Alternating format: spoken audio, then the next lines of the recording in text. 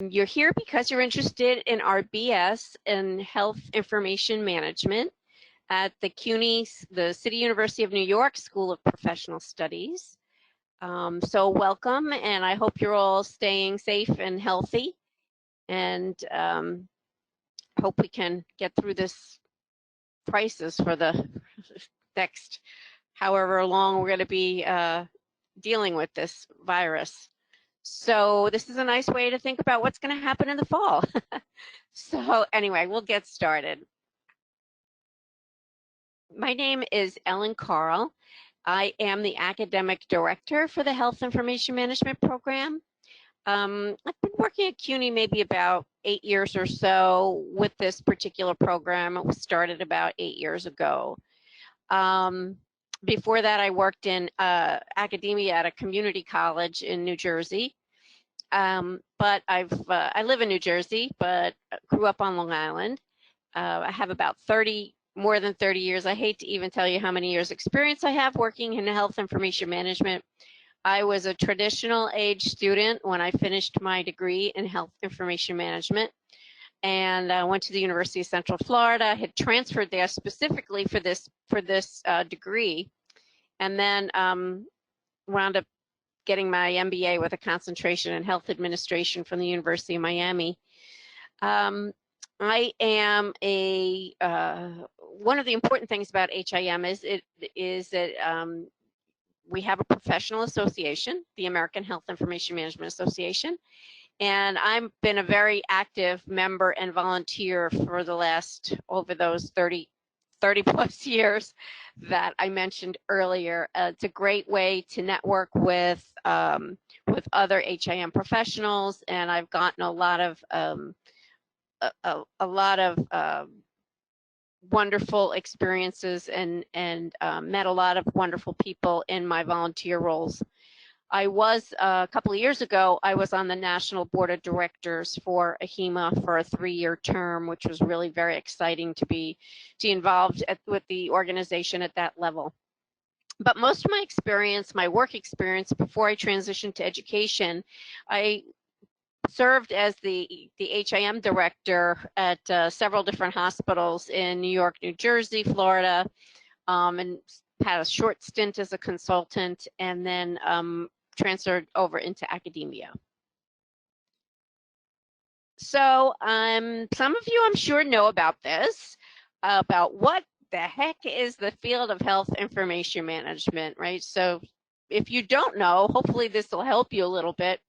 But basically, it's the practice of acquiring, analyzing, and protecting digital and traditional medical information vital to providing quality patient care. And this is really it in a nutshell. And this can involve a wide range of roles, from working in a hospital to a consultant to a software company, etc. But all in all, this is what health information is all about. I forgot to mention something at the beginning. There is a questions box that you should be able to see on your screen. If you have any questions for me as I go through the presentation, feel free to put the questions in the question box. I will be taking questions at the end, so I will not stop in the middle of the presentation to answer questions at that time, but I will hope to answer all of your questions at the end. So thank you for that. So what do you study when you're in HIM? So you study a little bit of all these things that I have listed here on the screen. Governing information, information governance, protecting patient information, a little bit about informatics, how to use the information to make improvements in healthcare, analytics and data use, revenue management. That's years ago, that was one of the main reasons that HIM sort of existed, was to make sure that the hospital got properly reimbursed for any patient stay. I mean, it's still a big part of the HIM field, revenue management, but there are all sorts of other permutations related to it. Compliance, making sure that the records comply and that they can be used for a variety of things in the hospital or healthcare organization. And then one thing we have a couple of classes in the program is leadership. We have 2 basically management type courses, hopefully giving students information about how to be a leader in the field. So this is the seal of CAHIM accreditation. Some of you may be aware what this is, but our program is accredited by CAHIM. They accredit only, no, not only, but they accredit associate degree programs, baccalaureate degree programs, and master's degree programs. Currently, I actually am sitting on the CAHIM Board of Directors, their HIMAC Council, Health Information Management Council. And this is the organization that goes out and makes sure that all the programs are doing what they need to do and comply with all the standards. Students who go through a CAHIM accreditation program then are eligible to sit for an AHIMA credential. At the baccalaureate level, you would sit for the Registered Health Information Administrator credential, RHIA. The only way you can sit for that exam is to go through a CAHIM accredited program. Some of you may have come up through and have an associate degree in health information technology. You may have gone through a CAHIM accredited program. The only way you can get the RHIT credential is to go through a CAHIM accredited associate degree program. So this is sort of our good housekeeping seal of approval, and our students then are eligible to sit for the RHIA exam. So as I just mentioned, graduation leads to that. Students then sit for the RHIA credential exam, and it is a highly sought after credential in the healthcare industry. So if you ever have any question about that, I often tell people, go ahead, go Google or go to Indeed and search for RHIA and see what kind of job opportunities might be available. Many organizations are seeking people with this credential, and it's difficult to get some positions if you don't have this credential. So what does one who has an RHIA credential do? So you really, this is the best explanation I think it is. You're a critical link between healthcare providers, insurance companies or payers, and the patient. We sit in the middle, and we help facilitate all of the patient's health information between the providers, the payers, and the patient. But included in that is managing patient health information and medical records. In the years gone by, this field was called medical record administration. Actually, that's what it was called when I took my program back in the dark ages. So it's dealing with patient information, medical records, administering computer information systems, collecting and analyzing patient data. And this is a big one nowadays, because with the advent of electronic health records, there is so much data out there and available, and there's not enough people who really know how to analyze the data. So I believe that people who graduate from an HIM program are uniquely positioned to do that, to analyze patient data, because we understand the data, we understand where it came from and how to use it.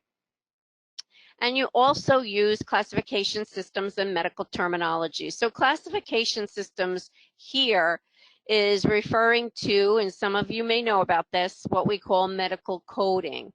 Classification systems, there are a couple of systems out there that are routinely used by HIM staff in order to properly classify patient cases so that the hospital can be reimbursed. So one of those classification systems is the ICD-10 CM, which is the International Classification of Diseases for the 10th clinical modification. And we have another system called CPT, which is involved with coding outpatient and physician visits. So there's a few classification systems that we use, and we do have coursework in that. And honestly, as a manager or director of a department, I never was a coder, but I knew about the codes. I had people that I relied on in my department who were expert coders And sometimes we had an appeal or something, and we'd have to go through together and sort of figure out what the best answer was. These folks also possess comprehensive knowledge of medical, administrative, ethical, and legal requirements and standards related to healthcare delivery and the privacy of protected health information. And as I mentioned before, leadership and management, we have a couple of courses in the program in that, and hopefully, because these folks will be overseeing people and operational units, oftentimes, many times participate in administrative committees in a healthcare organization, and sometimes be responsible for preparing budgets for that particular department. So here's just a sampling. We got this from our from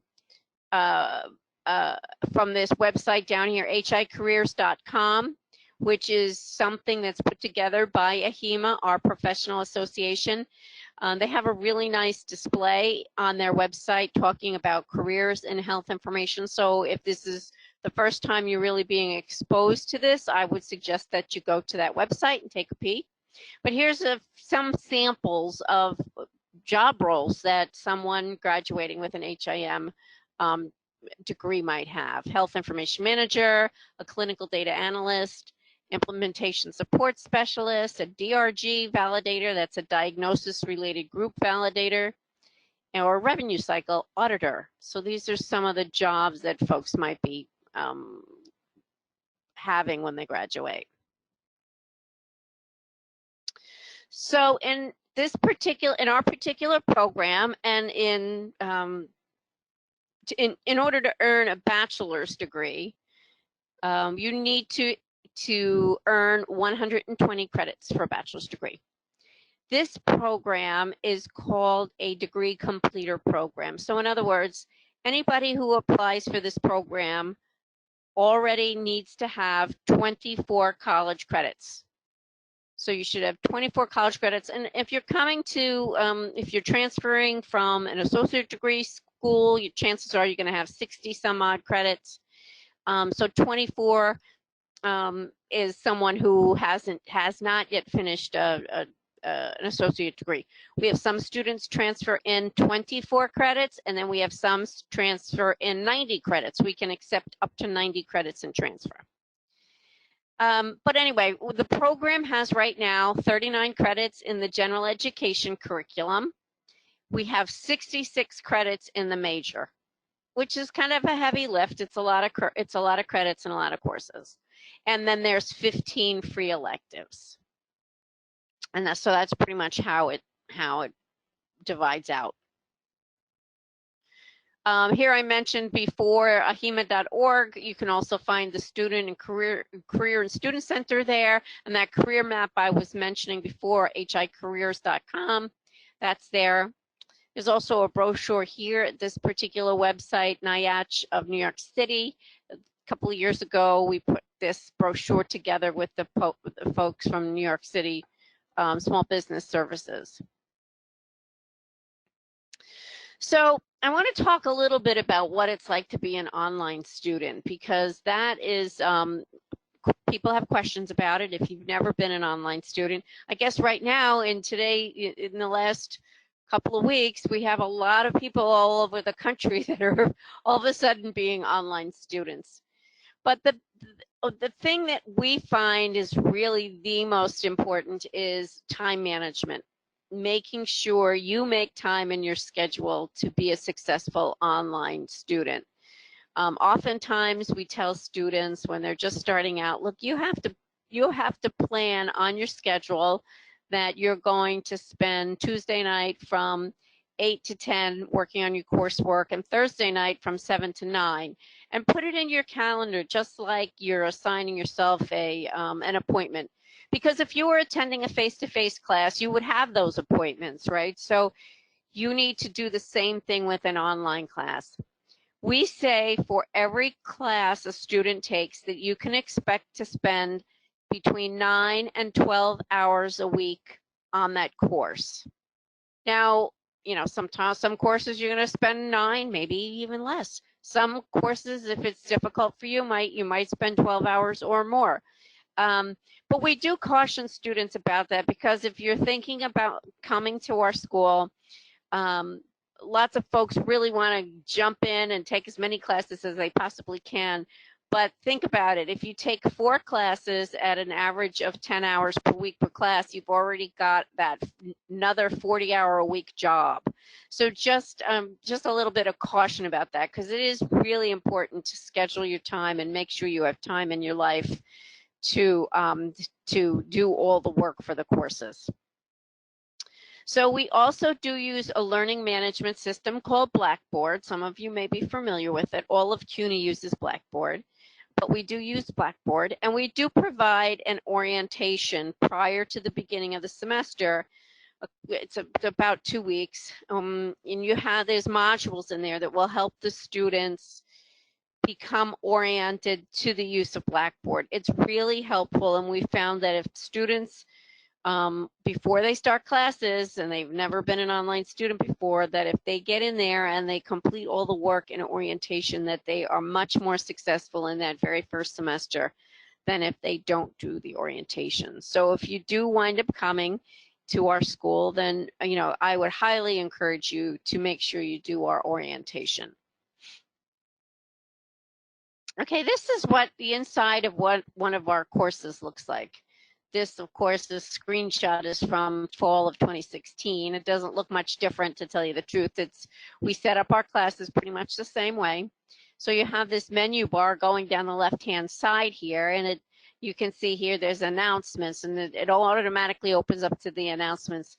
If the faculty member, your professor, had an announcement to make to you, they would put it here, and sometimes it's important about the course, or it might be in our public health course, it might be an announcement about the coronavirus, or it could be sort of a preview of what's to come in the next week, or don't forget that the midterm is coming up on so-and-so date. So we do have the faculty member put announcements in here. And down the left-hand menu here, we have a Start Here tab. That's when you first get oriented into the class, that's where you would start to look up all the great information you need to review about the class. We have the syllabus, we have frequently asked questions, we have weekly folders, and this is where a lot of the information is stored. And I'm going to have a picture of that in a second. We also do discussion boards. Discussion boards is what takes the place of your face-to-face interaction with your class. And I think that many faculty who teach online would have to say that the discussion board, you really get to know the students in the discussion board. In a face-to-face class, sometimes there's the students who sit in the back of the room and maybe sleep with their sweatshirt on and not participate. But in an online class, you can't hide. Everybody knows your name, and you are, if you don't participate in the discussion board, you lose points. So it's really good. It's really very beneficial to participate. This is where you get to know your classmates, your faculty member, and have an interesting discussion about the topic of the week. So this is what sort of the inside of the weekly folder looks like. If you look down the left-hand menu again, it says weekly folder there. This is the inside of the very first week and what we were going to do in the first week of this Intro to HIM class. So this is what we want you to do. And there's more clicking that goes. You click up there on the top. It says click on the title for more information. And that's where you go in and you can submit any work that's been assigned to you.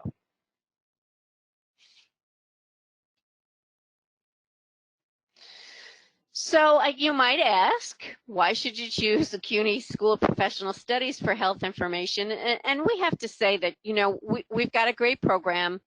I forgot to change this little thing down the bottom with our best online programs, but we are part of the City University of New York, which is a huge enterprise throughout the city. There's 24 campuses within the 5 boroughs. There's great opportunity for personal growth, job mobility, and upgrading of your knowledge. So there's two different types of accreditations. So just putting it out there for you in case you're unaware, but I would highly encourage you, wherever you're looking for a program, that your school that you're looking at is regionally accredited by one of the regionally accrediting bodies. And there's 5 or 6 of them in the United States. We happen to be regionally accredited by Middle States. And these accreditors ensure that the colleges are doing their job, and they have a bunch of standards that you have to adhere to. And this means that any credit you earn at a regionally accredited college will be fully transferable to any other college. If for some reason you attend, and I would not recommend this at all, a college that is not regionally accredited, you stand the chance of not having credits that would be transferable to us, or well, to anywhere. We also have a lot of students apply to us who've been to some of these programs, and it's very unfortunate because we cannot accept some of those their credits from these non-regionally accredited colleges. So that's the college is accredited by Middle States, but also I mentioned before, if you're looking for that RHIA credential, you have to have a program that's accredited by CAHIM. Otherwise, you will not be able to sit for the RHIA exam. And we were recently just announced that we were selected as ranked number 1 in New York State and number 16 in the nation in the U.S. News and World Report's 2020 Best Online Bachelor's Degree Programs list. So we were pretty happy about that.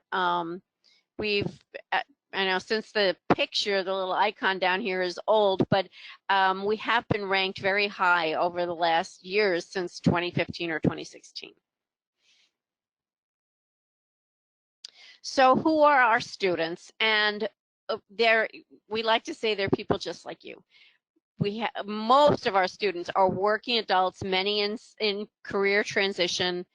Many folks, particularly in HIM, who know about the HIM field and are looking to upgrade themselves. They already are working in the HIM space. Many of our students have families of their own. You need a degree that fits your own schedule, and we do have people from across the 50 states and around the world who are members of the student body at SPS. So we try really hard to accommodate our student body. We know you're working, we know you've got family responsibilities, and we know that you want to get your degree. So we try very hard to work with you on that. So who are our faculty? So we have experienced CUNY faculty. We say here knowledgeable practitioners because all of our we have many. I probably have 20 adjunct faculty that are working professionals that are working in HIM right now, and they do this on the side. But they are very knowledgeable practitioners. They know a lot about HIM. All of our faculty, both full-time and adjuncts, have to take an online a course on how to teach online. And many of our faculty in HIM have many, many years of experience in teaching online. So one nice thing about career services at our student services at our place is that we have a very robust career services group. If you do apply and are accepted, you'll be assigned to an advisor. That advisor sticks with you from the first day you come in to graduation, start to finish. And many of our advisors have been in their positions for a while, and they see the students all the way through, which is really nice. And they're sort of like so there isn't a specific HIM advisor, but each student is assigned to advisor. I deal with all the advisors as far as the HIM students are concerned.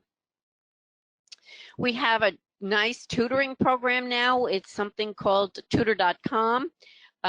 It's an online tutoring service, and we do have some tutoring that's done in person if somebody really lived in the area and was able to come and participate in tutoring in person, but students have been really, really happy with our new tutoring service called tutor.com. And we have a library. We're affiliated with one of the other CUNY schools libraries, and there's a librarian available 24/7. Literally, because I've tried it one time and there's someone at the end of the, the line. So there is, the library is online and in person. And we do have a help desk, certainly, that can help you with any technological problems as, you know, while you're at CUNY. So the question is, can I really earn my degree online? And the answer is absolutely yes. We, you know, as I've been at CUNY now, at SPS now for 8 years or so, yes, I've had many students graduate. It's really rewarding to see students finish the program. And as the second question here, I've already touched on this 2 different times about the 2 different types of accreditation, which we have both. And how long will it take to get my degree? And a lot of students ask this question. And I can't really answer that question for you. So every student comes in with a different number of transfer credits. As I mentioned earlier on in the presentation, you have to have 24 credits, but you can transfer in as many as 90 credits. So it's going to be totally different length of time for somebody who transfers in with 24 or somebody that transfers in with 90. One of the other things that will vary depends on how many courses you take. Are you taking 1 course a semester? It's going to take you a heck of a lot longer. If you double up or maybe take 2 or 3 classes, certainly it'll move a little bit more quickly. We also do offer a nice complement of courses in the summer. If people go and take classes in the summer, you're going to get done a little bit more quickly. So I can't really answer it specifically to you. Even if we do an unofficial transfer credit evaluation, which I'll talk about in a second, students still say, well, how long is this going to take me? Well, I really can't answer that question because it really is up to you. And I mentioned before how many credits you can transfer in. You can, as few as 24, as many as 90. We are willing to do an unofficial transcript evaluation for you if you're so interested in finding out what kind of transfer credit you will get. If there's folks on the line who have an associate degree in HIT, certainly you're going to get a lot of credits in the major. If you have a major that's related to HIM, you might get quite a few transfer credits as well. But if you think about it, if you have an associate degree, you're not going to get more than this 60 credits that you've already earned at the with your associate degree. So, and we'd be happy to do the unofficial transcript evaluation. If you want to email me your unofficial transcript, scan it and email it to me, we'd be happy to take a look at it and tell you how many credits we think you'd be getting credit for as you transfer. And do you give credit for life experience or prior learning? And yes, we have a very robust credit for prior learning program. It may not work exactly what you think it might be when we talk about credit for life experience. We don't review your resume and say, oh yeah, she's got this here and this there, and we're going to give credit for that. It doesn't quite work like that. In order to get the credit for life experience, you can do it a few different ways. One is to develop a portfolio, and you would be guided on how to do this, to challenge and in order to, when you create the portfolio, you're going to be creating it for a particular course that you believe that you should receive credit for. But you do have to create a portfolio to demonstrate that you meet those requirements. Other ways to do it, you can take some of the CLEP exams or some of the other exams out there. They are all listed on our website that you could take and then get credit that way.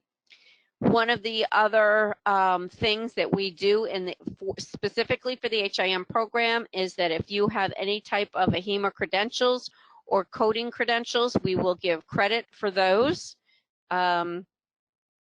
So if you have any kind of credentials, just let us know. And if you're applying, put that on your application as well. So here's my contact information. Our director of admissions is Lucas Fuentes, and this is his email, as well as the email address for Felix in financial aid. I really can't answer any financial aid questions. That's really not my area of expertise, but I would encourage you to certainly to ask, send Felix an email if you have any questions.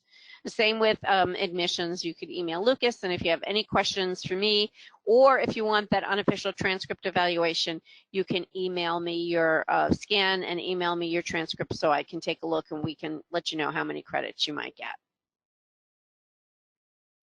And, oh, and I think that's it. So I am going to go to the question pane right now. So hang on one second. So I have a couple of questions here. So I've got a student who is expecting to graduate soon from an HIT program. And this happens to be from one of our CUNY schools, BMCC. So for anybody from BMCC, we do have an articulation agreement with BMCC, which is on our website. I don't know off the top of my head if particular, so Anne-Marie, if you're, I don't know if we accept all 69, it might be close to it. I don't know how many exactly on the articulation agreement. And that's one thing I didn't mention. If you have credits from multiple schools or transcripts from multiple schools and you want an unofficial transcript evaluation, please send all the transcripts to us and we can take a look at those. Next question, how are classes broken down? No, these are traditional semesters, so 14-week semesters. And in the summer, as I mentioned before, we in the HIM area run 10-week sessions in the summer. There are some other courses that run in the summer that are 7 weeks that are general education courses. And next question has to do with an essay. Yes, yes, you do have to write a very short essay. It's really a personal statement that's part of the application. So everybody here, everybody at the CUNY School of Professional Studies is a transfer student because you have to come in with the 24 credits. So, so yes, everybody does have to write a personal statement, and I cannot see your application, or our admissions committee can't see your application or do anything with it until it's totally complete. So that means you fill out the application, you pay the application fee, and all of your transcripts come in from all the schools that you've attended, and that you write your essay. So your application is not considered complete until all of those things are done. I would say, though, one other thing, and going from the spring semester into the fall, if you are interested in taking summer classes, we would allow students to start in the summer. However, you would have to get your application completed soon, so that give you an opportunity to meet with your, if you're accepted, meet with your advisor, determine what classes you're going to take, that sort of thing. So I would, if you want to attend in the summer, I would say do your application sooner than later. Okay, how do we submit all requirements? Maybe could you provide a little bit more information about what your question? I'm not quite clear on what that question is. Okay, so the question was, how do we submit all the requirements? Oh, I see what you're saying. It's all part of the application, the online application. Everything is part of the application, and then you can actually email transcripts. They can come from your original college, but it has to come from your original college emailed to our admissions department. They do a lot of those transcripts by email now. But yes, it's all part of the application. Once you start the application, you'll see that all the different portions of it that need to be completed. And someone is on the line's already been accepted. Congratulations. You should hear something from your advisor soon, very soon. as we're all dealing with different things these days, all of our advising staff started working off-site on Monday, and I know they're just starting to sort of figure out all their systems and whatnot. So you should be hearing something very shortly. How long does it take to receive an acceptance or rejection letter? Well, this is really rolling admissions right now. Due to the situation where everybody's not working on site, we just have our committee that reviews the application has to review them. We don't know when the next time we will do that is, only because we have to work out the systems now that everybody's working remote. So we're hoping soon that we could get back in the swing of having the applications reviewed by the committee. But once it's reviewed, and we've been trying to do those on a weekly basis. We did not review any this week because of the whole, virus situation. But once we do review the application, you should hear very shortly after that. Now, you won't know when we're going to review the application, and to tell you the truth, with this particular situation, now that's going on, I don't know when exactly we'll be reviewing applications. Usually we were reviewing them on Tuesdays, so I can't really say. I'd like to say have a concrete answer for you, but I don't. But it takes, you'll get notice quickly after we review the applications. And I have somebody who is asking about our PPE class, which is the final course. She's already working in the field. What I try and do with this course is that I customize it for every student, depending on what their background is and what they've done and where they're working currently. So it's totally customizable. And I work with each student individually on it. All right, let's see what else here did I miss.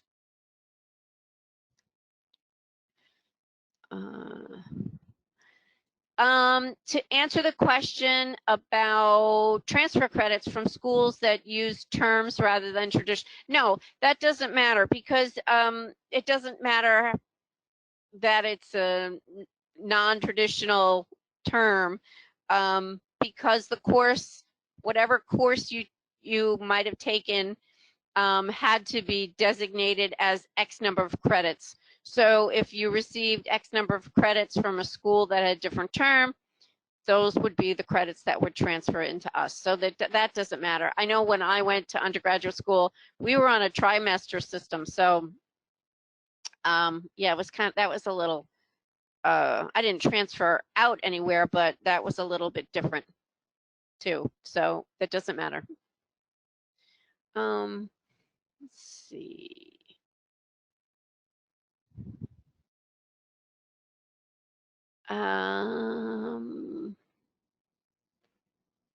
So far, I think I've gotten all the questions. Anybody have any other questions? And look, feel free to email me as well if you have any further questions, or something comes up once we stop. Once we finish this, feel free to email me and we'll get you the answer or help you out. Anybody else typing? Doesn't say, oh, there. All classes.